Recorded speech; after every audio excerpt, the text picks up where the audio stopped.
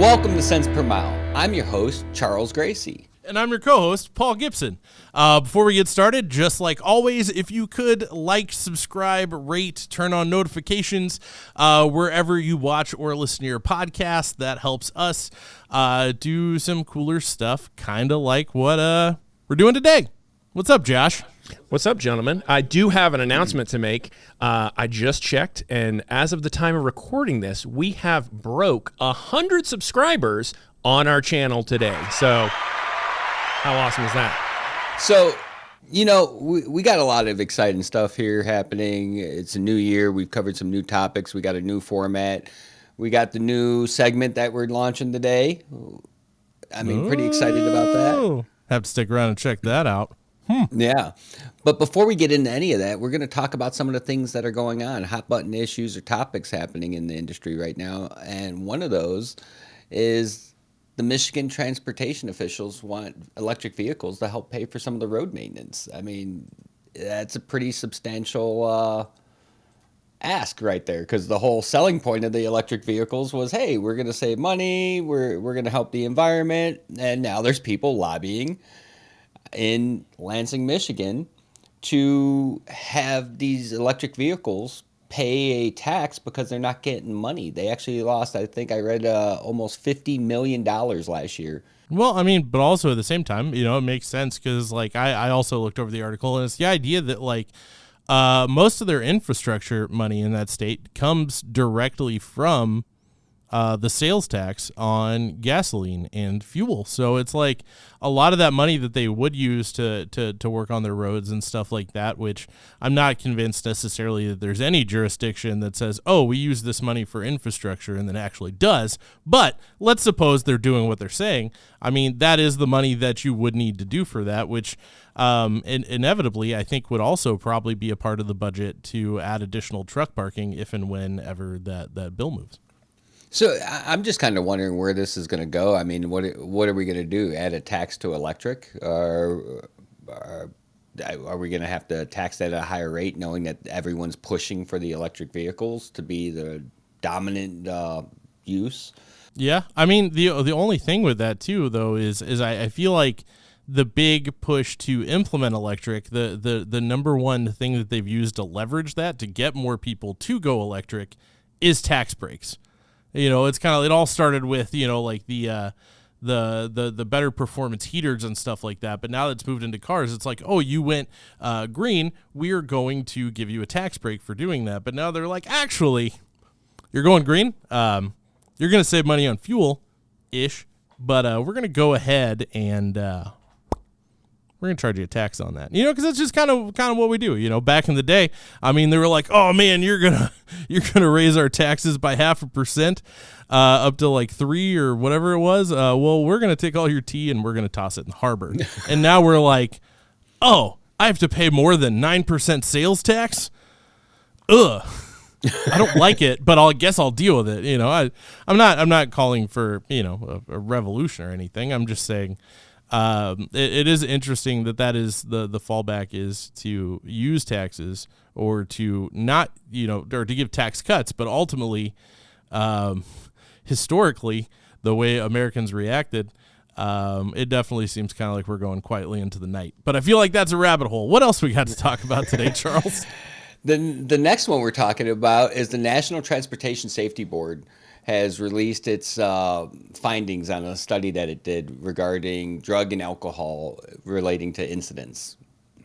Mm-hmm. And what was unique about this one was their take on it. I mean, I wasn't shocked when I read the results. I'm actually more shocked that someone wasted money on a study like this. But diving into what they released was alcohol still remains the number one contributing factor to substance-related incidents on the road. What they found was with alcohol, marijuana, cannabis was the second. But with the alcohol side, alcohol was found by itself in those incidents. But on the cannabis side, it was always found in most of the times with another substance, being alcohol or other illicit drugs. I just wonder how much money went into this, because I don't think it's too far-fetched that most people understand that, hey, if you're getting high, you're probably going to have a drink too. It doesn't mean that you're isolated to just getting high, and those things may wind up being joined together at some point.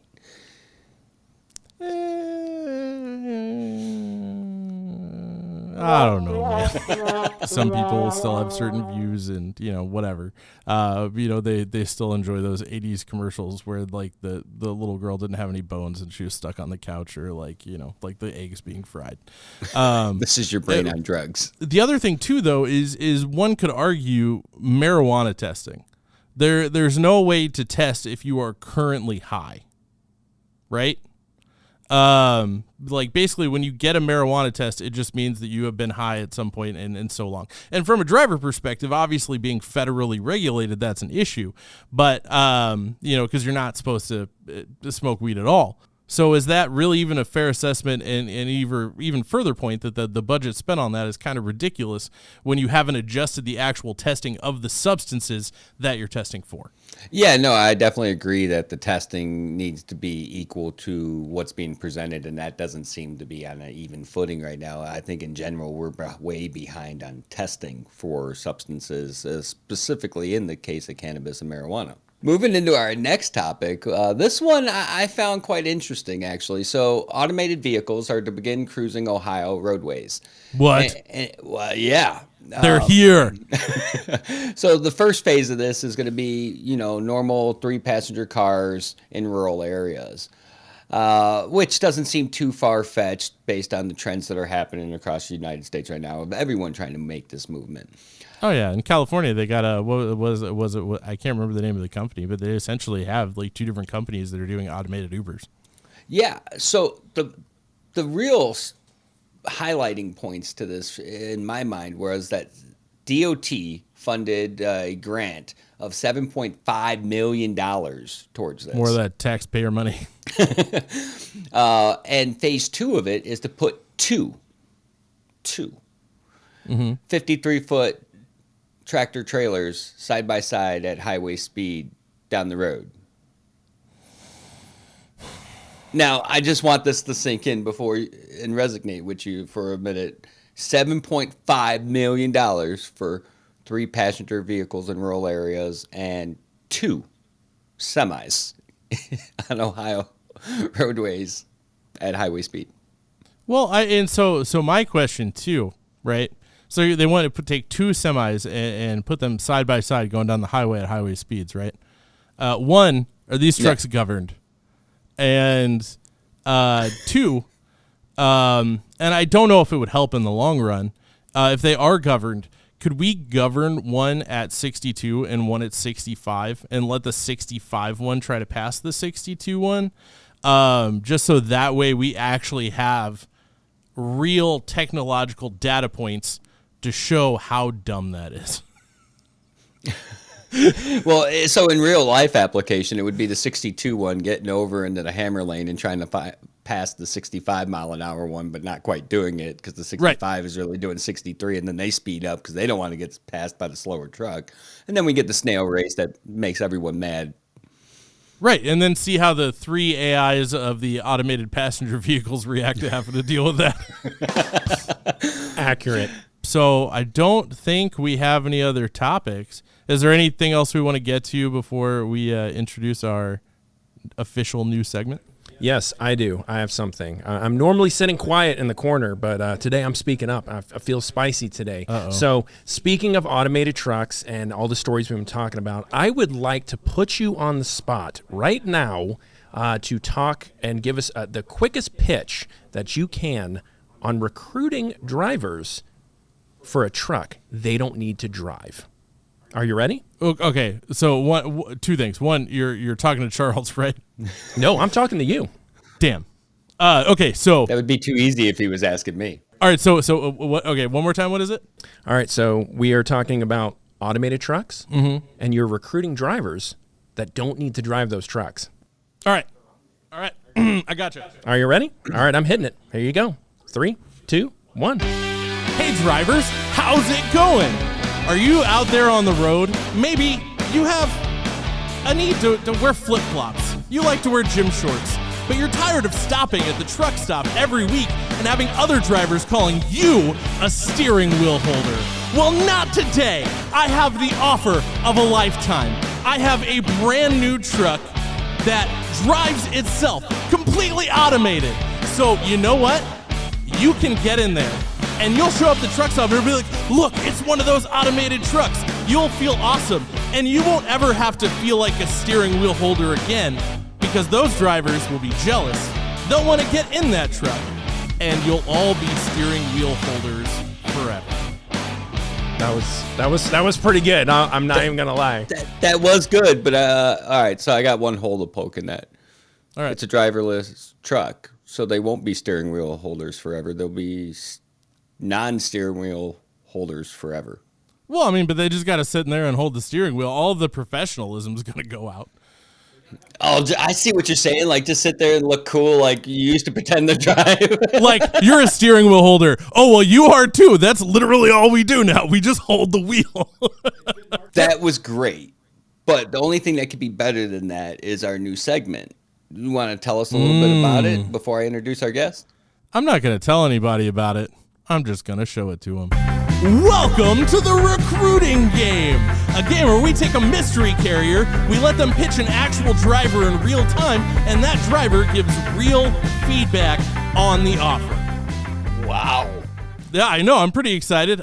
Josh, why don't you give us the rundown on how this works? Yes. So the recruiting game has 4 simple rules. Rule number 1, you cannot talk about your company. So as the recruiter, you cannot mention your company's name at all. You are supposed to be the mystery person. Everyone following? Yep. Sound good? No. Okay. All right. Rule number 2, no negative statements without feedback. So if they say something that you don't like, you have to give them a second to say what they need to say. Then you can give your feedback or hear the feedback. Okay. Rule number 3, respect the results from the other contestants. So we've got a rating from 1 to 5 trucks. If you get rated a 4, we're going to hear it out and see if maybe there's something that can bring you up to a 5. And the last rule, number 4, is answers must be given quickly, honestly, and direct. No like 15-minute answers. We want you to be honest. That's the point of the game. It's a recruiting game. All right. So that being said, let's get started. Hey, Charles, you want to introduce everybody?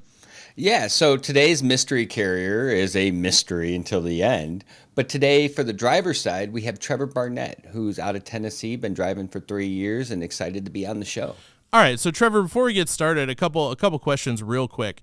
So what are you kind of looking for in a job? Someone that stands behind their word. There's been a lot of companies that say, oh, yeah, we're family-oriented and everything. I want a company that truly stands behind what they say, and that's, willing to work with people, depending on their situations that's going on, in personal life. Right on. That makes a lot of sense. And so what is there particular that you don't like about where you've been at, like where you've been working, without obviously saying the name?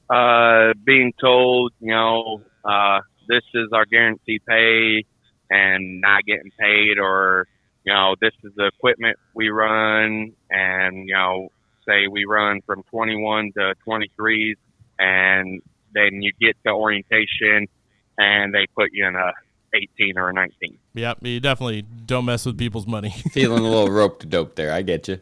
All right, and so then the last question before we get started, just to find out a little bit more about you for the audience, what are 3 things, because everybody looks for different things, in a job. What are the 3 things that you are looking for in your next job?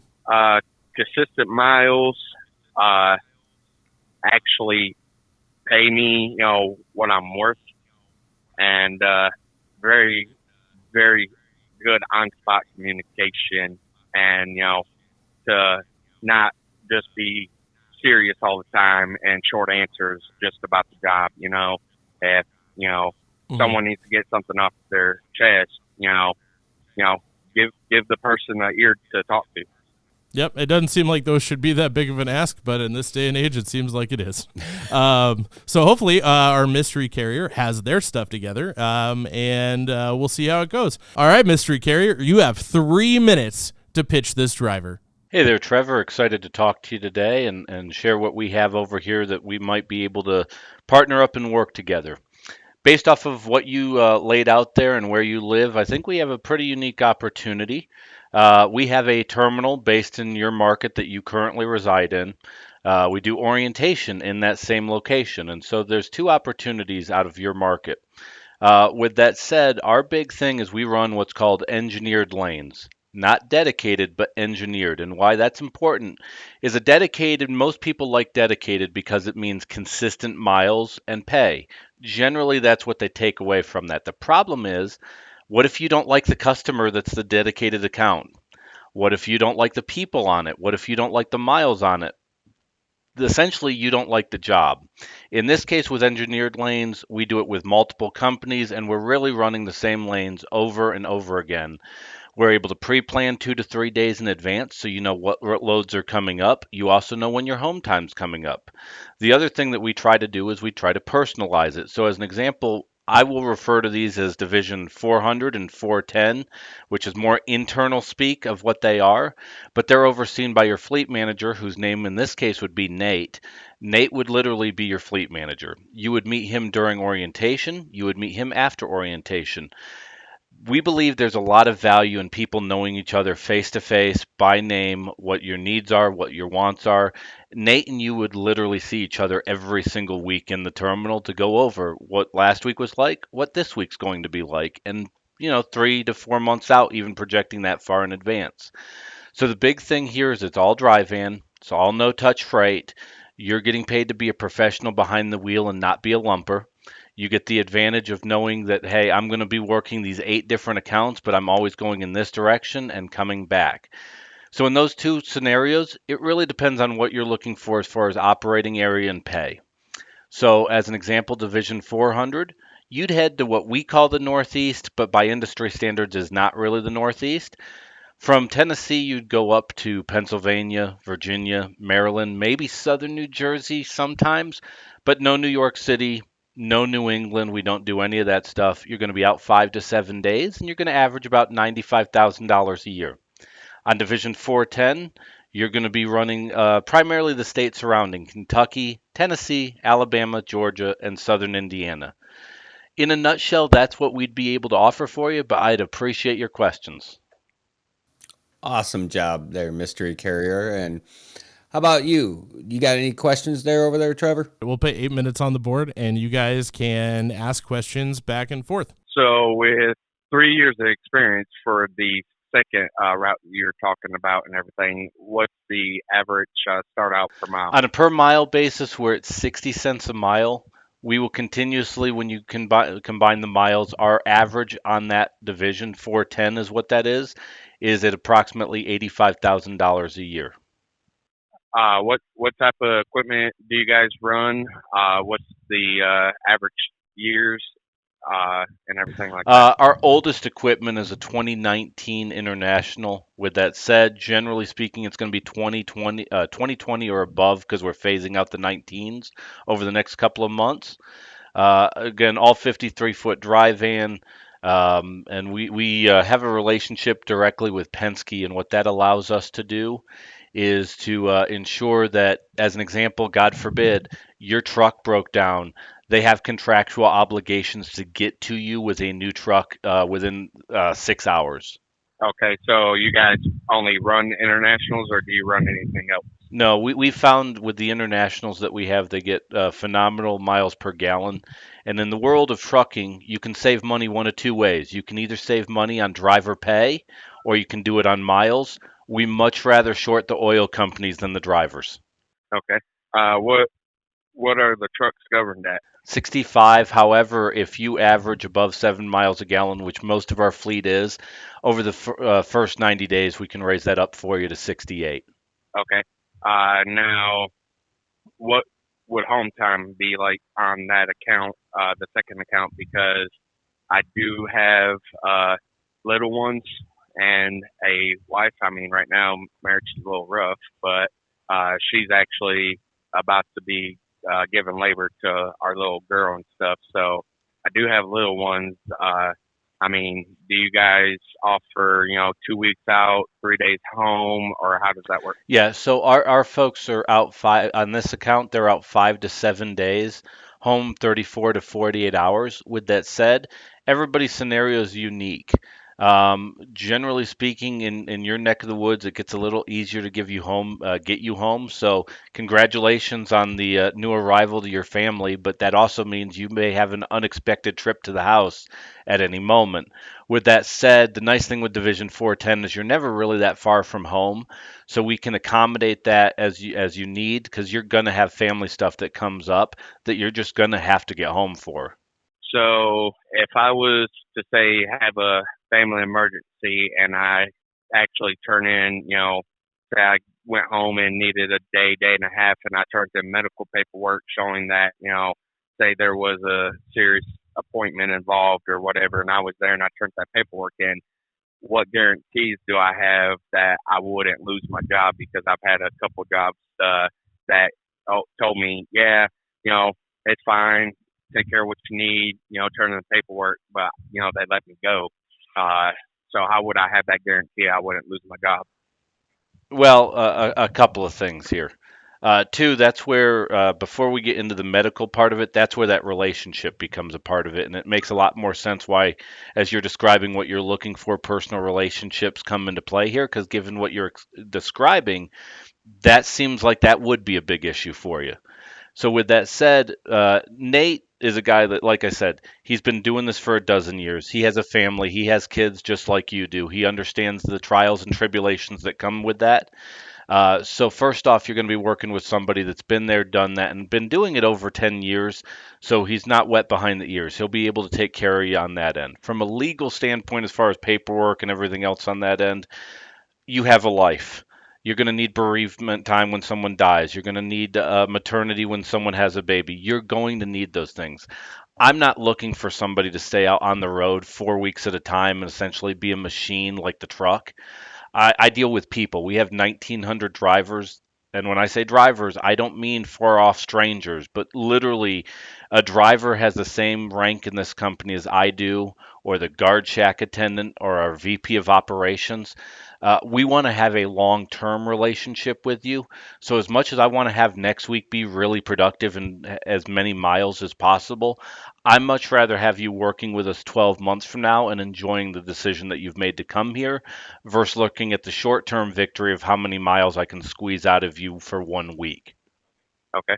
Uh, is there uh, any opportunities for pay increase? Yes. So two of those things here. A, we definitely raise pay as we get pay from shippers. Last year, through various divisions, over the last year, we've done 18 different pay increases because we had customers give us rate increases, and we directly pass those on to the driver to ensure that that's the case. Additionally, sometimes it's through career development. One of the nice things based off the area that you live in is if in your area, all the dispatchers we have were former drivers, had CDLs, they're now dispatchers, fleet managers. All of our people that we have working in the shop, most of the people that we have in HR have either been drivers or work with drivers, have spouses that are drivers. So the pay increase could be on a per mile basis, or it could be through career development long term. Okay. Uh, does the trucks have the wiring set up already for like CBs? Because I'm a big person on having a CB because it is a very good tool on the road. On the road. I mean, it could save you from wrecks and stuff. Notify you if there's slowdowns. But I've also been to a lot of customers as well that has signs out front before the gate and everything saying drivers turn your CB to this Yep. channel and stuff. Because like say if I'm doing a drop and hook and they got a huge just yard and everything, and say I'm at the back of the property, I'm not wanting to waste my drive time to run back up to the front and say, hey, well, this spot's already taken. Where do you want this trailer and stuff? I mean, I've already done that once with the company I was with, but I'm actually getting my CB installed today, so I don't have to do that no more. So do you guys have that installment? We do, and the truck is loaded for you to be comfortable on the road, not just in terms of communication, but living on the road. So most people assume with a regional run like this that you're going to have a small truck, mid-roof truck that's not got any frills to it. In actuality, instead of the small 56-inch sleeper, we have a 71-inch sleeper. So it's built as though it's an OTR truck. Completely stand up. In the APU controls a lot of the electronics that go into the truck.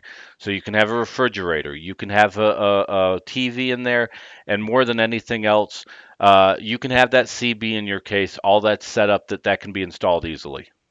All right, that was a lot of good information, a lot to intake there. Trevor, from the driver's perspective, between 1 to 5 trucks, 5 being the highest, what would you rate this offer? The offer, I'd rate a 5 and everything. It sounds like it would be a good fit, especially with everything going on and everything. And I'm going to give my current employer a little bit of time just to see how things go.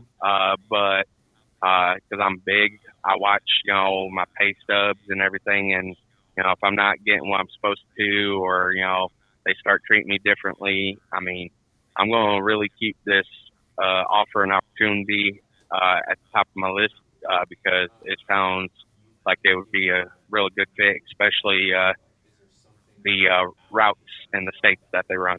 Yeah, absolutely.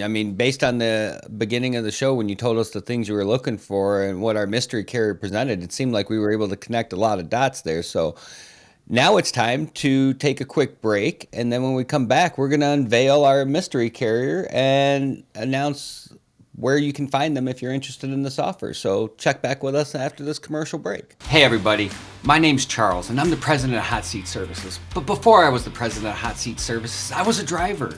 And I was just navigating all these choppy offers on Craigslist, Indeed, and all this other nonsense and trying to find the job that matched what was important to me.